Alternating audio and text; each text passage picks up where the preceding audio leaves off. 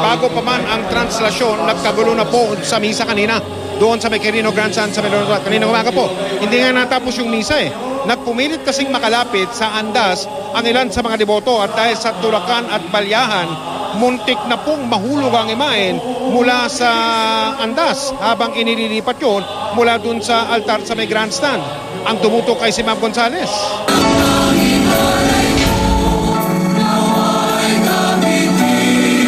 Hindi pa tapos ang misa sa Quirino Grandstand pero nagunahan na ang mga debotong makalapit sa imahen.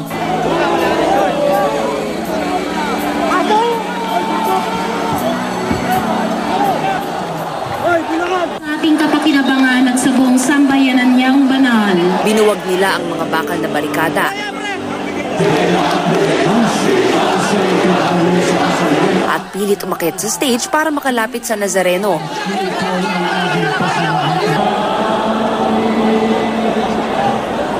Kaya nag-human barricade ang mga pulis at taong simbahan.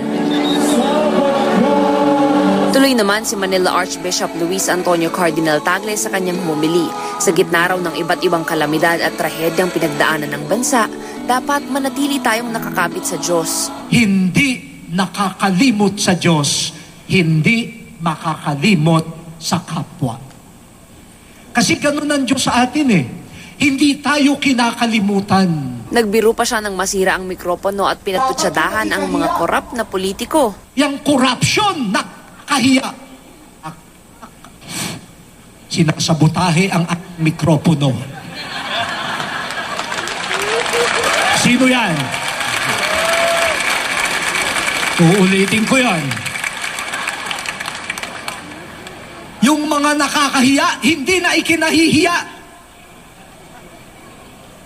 Pag nanakaw, corruption, hindi na ikinahihiya. Ilang beses na hinto ang misa dahil pilit pa rin inaakyat ng mga deboto ang Nazareno. Kasama ng Espiritu Santo, magpasawalang hanggan. Paulit-ulit ang panawagan sa mga deboto na patapusin muna ito. Pati si Manila Mayor Joseph Estrada, ineskorta na pababa ng stage dahil dinudumog na.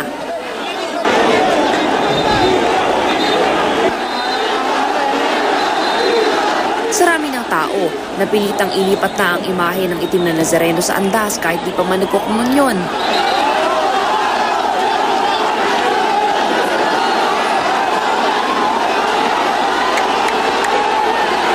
Muntik pa itong mahulog dahil sa mga nagtutulakang deboto.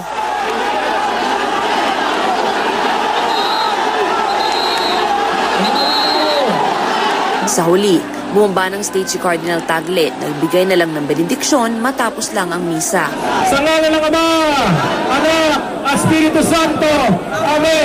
Viva! Viva! Viva! Viva! Viva! Viva!